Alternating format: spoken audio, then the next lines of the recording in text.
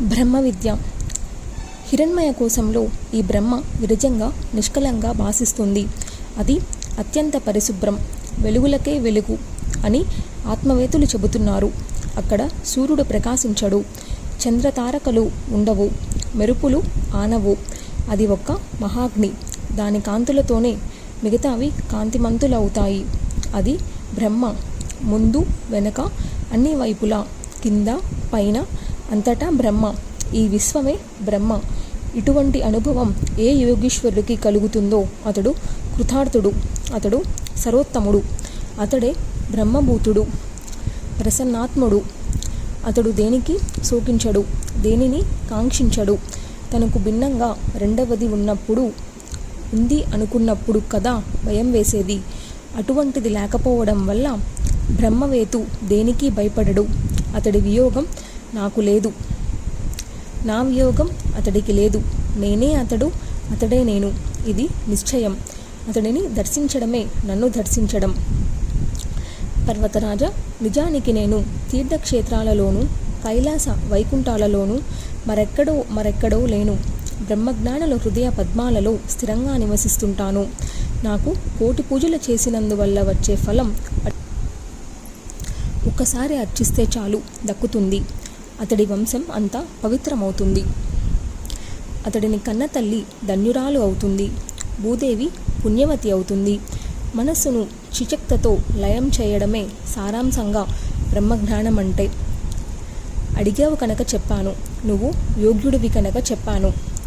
ఈ బ్రహ్మజ్ఞాన రహస్యాన్ని భక్తియుక్తుడు, శీల సంపన్నుడు అయిన జ్యేష్ఠపుత్రుడికి కానీ శిష్యుడికి కానీ మీరు ఉపదేశించవచ్చు.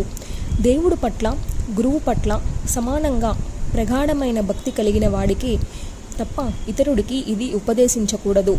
ఉపదేశించినందువల్ల ప్రయోజనం ఉండదు. తండ్రి వల్ల లభించిన జన్మ నశిస్తుంది, కానీ బ్రహ్మజ్ఞాని అయిన గురువు వల్ల లభించిన పునర్జన్మ ఎప్పటికీ నశించదు. అందుకని బ్రహ్మజ్ఞానిని అందించిన గురువే ఉత్తమోత్తమ గురువని శాస్త్రాలు ఉద్ఘోషిస్తున్నాయి. శివుడు కోపించిన గురువు కాపాడతాడు. గురువే కోపిస్తే శివుడు కూడా రక్షించలేడు. అందుచేత శివుడు ఎల్లవేళలా అత్యంత జాగరూకుడై గురువుని సేవించుకోవాలి, సంతోషపరచాలి. త్రికరణ శుద్ధిగా భక్తి తత్పర్యాలతో పరిచర్యలు చేయాలి. లేకపోతే కృతజ్ఞత సంక్రమిస్తుంది. కృతజ్ఞుడికి నిష్కృతి లేదు. ఒకప్పుడు ఈ బ్రహ్మ విద్యను దేవేంద్రుడు అధర్వునడే శిష్యుడికి ఉపదేశించాడు. అయోగ్యులకు ఉపదేశించావు, నీ తల నరికేస్తాను, జాగ్రత్త అని హెచ్చరించి మరీ ఉపదేశించాడు. అలాగే అని అంగీకరించి ఉపదేశం పొందిన అధర్వణుడు ఆ తర్వాత ఆ విద్యను అశ్వినీ దేవతలకు ఉపదేశించాడు.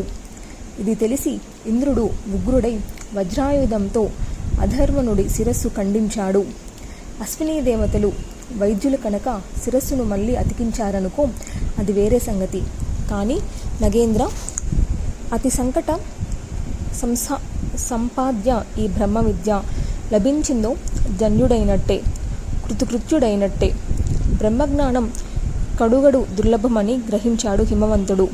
అందుకని అందరికీ అందుబాటులో ఉండే మరొక ముక్తి మార్గం ఏదైనా ఉందేమో తెలుసుకోవాలని అనుకున్నాడు. సవినయంగా అభ్యర్థించాడు. జగదీశ్వరి, వైరాగ్య భావనలు లేని నాలాంటి మధ్యమ స్థాయి మానవుడికి సుఖంగా అట్టే క్లేశాలు లేకుండా జ్ఞానం లభించే మార్గం ఏదైనా ఉంటే ఉపదేశించు తల్లి.